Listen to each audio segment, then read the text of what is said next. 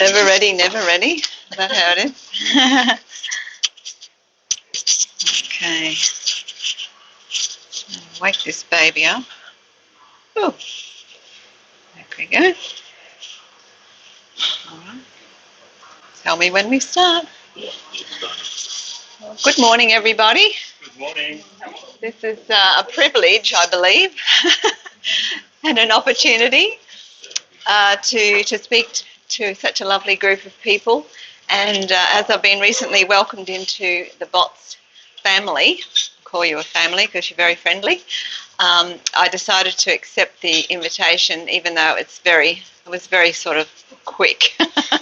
I joined last week, speaking this week, so that was a bit of a surprise. But anyway, you can never have a better time than just to be ready when you should be. So I decided we'll go with it and see how we go. I'm not big on PowerPoint, so I won't rely on it too much. However, firstly, I just wanted to say that my own business is very much a sole trader. I'm the showgirl, I'm everything, and at this point that's how it is.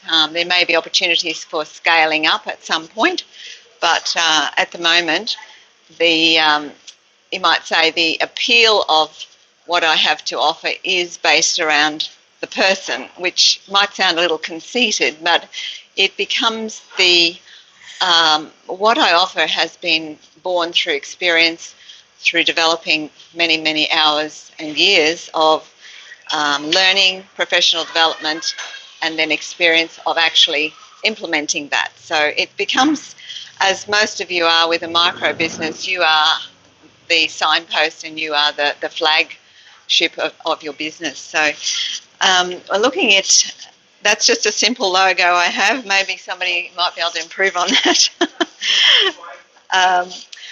Who learns piano? This is basically, I'm not seeing this on the screen, Marcel. Should I be seeing it here as well? Oh, okay. I usually don't like turning around. That's okay. You can see there quite a range of ages. The lady on the left is my age, shall remain undisclosed. And then, as you can see, quite a number of young children there into teenage years. So that's just a small snapshot of my group at the moment. I have a larger studio now, and they range from 5 to probably 62 years old. And the reason that people learn is something I'm going to cover, but in the days when I learnt piano as a young preteen, I think people learned piano for social reasons and for perhaps a career, but not so much in touring as a concert pianist.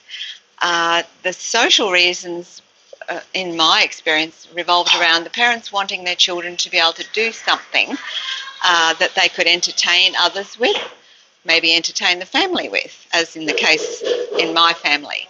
And but today, the reasons that people learn the piano and who learns is usually around a whole other range of reasons. So I'll go into those. Just want to keep that in mind.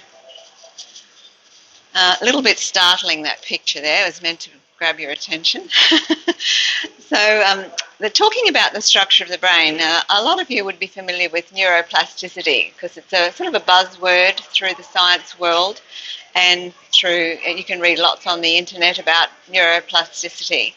Up until in the probably late 70s, it was generally accepted that the brain was a fairly fixed structure, like a machine, and the machine itself, as we know of machines, couldn't really be altered that much.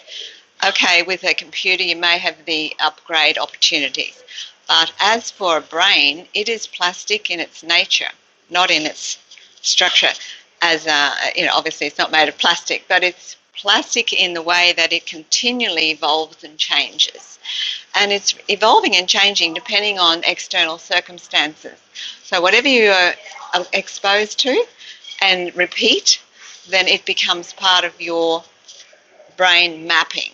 So brain mapping is something that is continually changing because of what you're putting into it, in essence. So on the picture here, the diagram, you can see that homunculus showing the areas of the brain that are controlled by different parts of the body. So when we develop things related to our hands, that takes up a huge part of our brain, and then the tongue is the second biggest part. So these are things that they've discovered over the last probably 50 years with a lot of brain mapping with micro needles and so forth that the electrodes they use these days are very, very tiny, and they can pinpoint so many little tiny areas of the brain. Okay. So because of that, you obviously learning the piano in particular, or a violin or some other instrument, you're going to have a lot of input into the brain, and the brain is going to actually have to map all of this new information. Now, they've found out that if you have an area that is continually mapped, it will increase in size, it will increase in complexity, and it will therefore increase in its functionality. So it will become, the person using that area of their brain will become better and better at that particular item, particular activity, I should say. So as you can see here, that the tactile, anything to do with touch increases. Piano practice, developing more of the white matter. Auditory cortex. So this is particularly important in little tiny children, the auditory cortex, because the auditory cortex is going to result in speech development, how you differentiate between sounds. So, for instance, I have a note here that says every child is born with perfect pitch. However, if it isn't developed, you will lose it. So some people will say, I'm tone deaf. And it's probably not true, or it wasn't true initially. And so I've had students come through who could not sing and could not relate a sound to the correct pitch. Over a period of a few years, because of the necessity of needing that for an exam situation, then I was able to help them create their new mapping, and they ended up with a pitch. So they're not perfect pitch, but if I hit the sound on the piano, they could replicate the sound.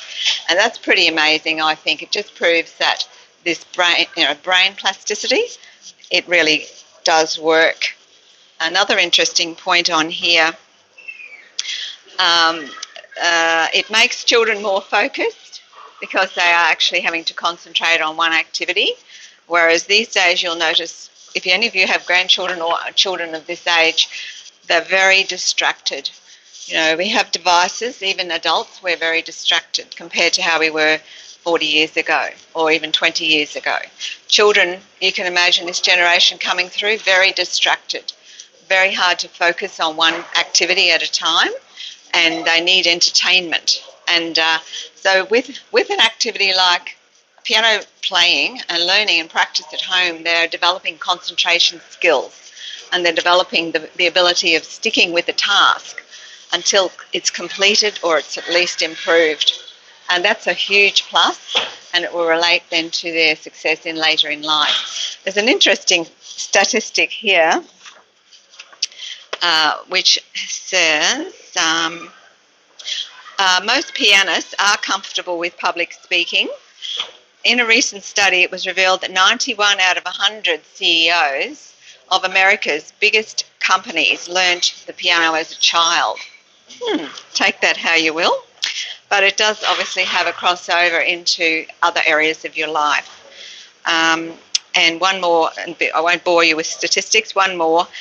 The two activities that most train the cross pathways of the brain from both sides are playing piano and playing chess. Any chess players here? I'm not a chess player. So it has a lot of advantages for your brain as well. And in a school comparisons test of around 18,000 students, a group receiving 12 months intensive music training achieved school academic results 35% above the control group who had no training. And that's pretty amazing. That brings me to the reason of why people actually want their children to learn the piano these days. It's not just based around a social activity anymore. It's about brain training. And the effect that will give in the later part of their life. Now, why is music reading such a complex activity? Can I have a show of hands who has learned the piano at any stage? Great. All right. Longer than a year? Anyone longer than a year? Okay. No, for longer than 1 year. You did it at school, right. So some of this will look a bit familiar, probably not the Chinese characters unless you have learnt Chinese. On the left, I'm just using that as an example of encoding, decoding symbols. So on the left, I can't read that, I haven't learned Chinese. But on the right, there's people who look at that and think it looks like Chinese anyway. Because if you haven't learned the actual symbols and how it all goes together and the structure of the music notation on the page, you will not have a clue. So we're going to just look at the bottom there. It just talks about when we read English, you're going to be reading from left to right. It's linear. You just go across the page, then you go to the next row. When you're reading Chinese, as I understand, you're reading mostly from bottom to top, and it's from the right column and then the next left and then the next left.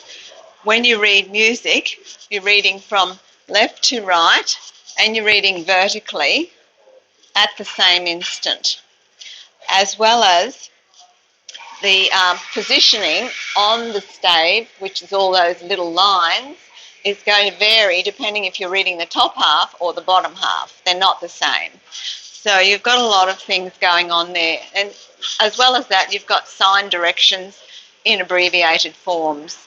So I always tell my students, you're learning another language, and which is probably another going crazy when you actually have to read. So we're going to go to a little exercise now to see those of you who have learned before, maybe I'll help the others. Just take one, or you can share if you want, between you. And we're just going to quickly do an exercise to see how well you can do a bit of encoding. I hope you've got a pen or a pencil there.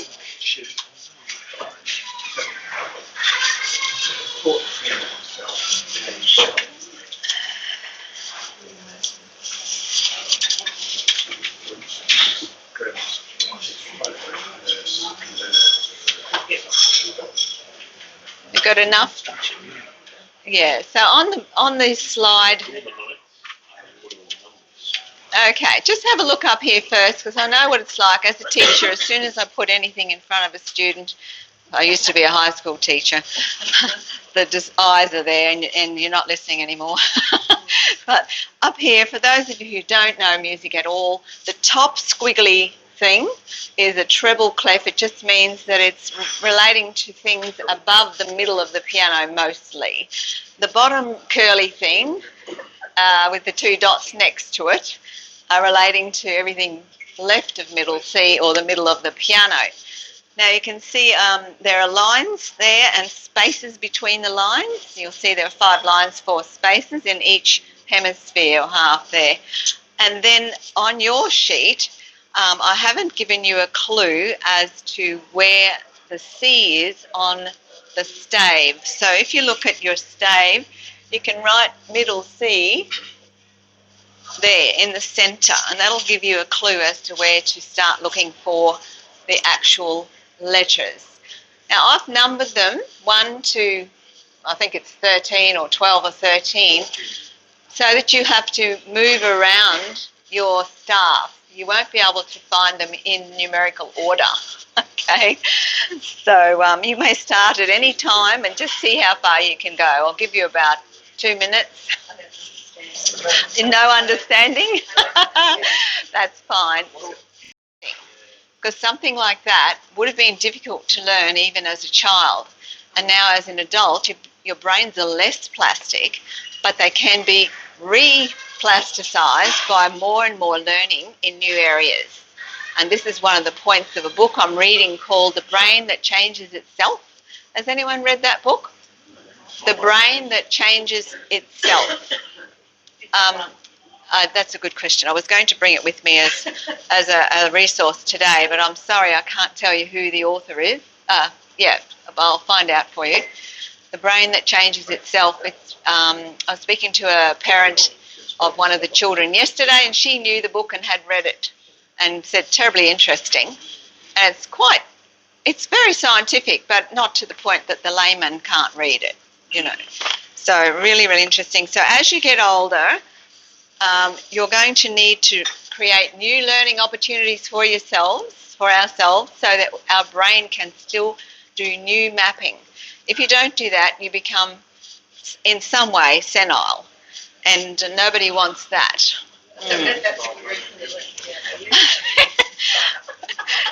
You're on the ball. It's a good reason to learn an instrument, to learn a language, to learn new dance steps. Oh, good. You found it? Do you want to just... Thank you. Can you spell that out, please? Norman Deutsch, D-O-I-D-G-E. D-O-I-D-G-E. Right. Now, I believe... Oh, we'll go through the answers. We'll go through the answers now. So, C, you've got middle C written on your actual keyboard map here along the bottom. So you could have just gone along with a pencil and written C, D, E, F, G, and then start again, A, B, C, D, E, F, until you ran out of spaces. And then along the bottom here to the left, you just go backwards with the alphabet, C, B, A, G, F. Obviously, there's an interruption to the alphabet at G. So that's just one way of doing it. And you have to use your brain method of working out these things. I teach so many different ways of doing things because there are so many different ways of learning. And children are no different to adults. We all have our own individual learning style. And I have the question I ask myself, if the child is not learning or the adult is not understanding what I'm saying, it's not their fault. Okay, it comes back to me as a teacher, to work out how to get the message across. And you probably all understand we could be, auditory learners using our ears mostly. We could be visual learners with the eyes. We could be kinesthetic, touch, copying the shapes and so forth, or a combination of several. So, it's up to me to find out what is their strength and work on that first, and then we can use the approach to improve their weaknesses as well. All right, let's move on. I hope you found that. Oh, we didn't get the answers, did we? Time's up? Oh, my gosh. Okay, 5 minutes. We won't worry about the answers. You can see me later if you want the answers. These are just changes during Sorry, did I skip one?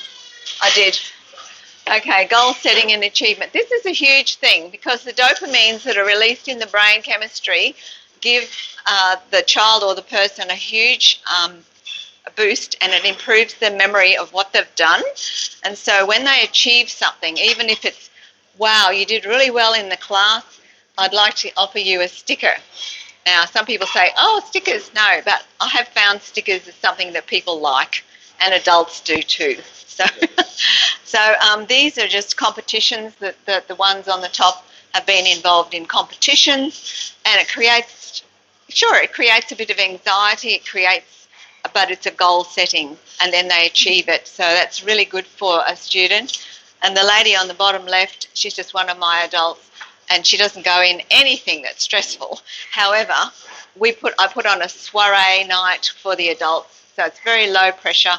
A bit of wine, a bit of food, and then we can play something after that.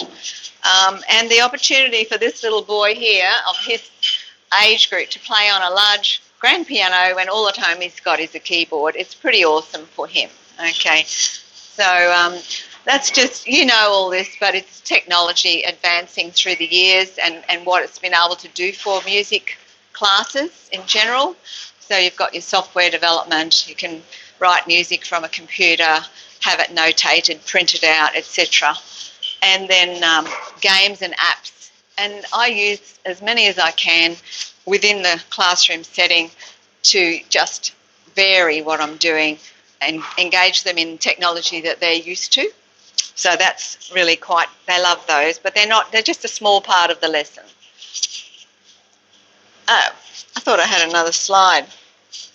Maybe that was it. One bit before I finish, I just want to see if I've missed anything. Have I got a minute left? 1 minute left. Thank you. 2 minutes left. Okay.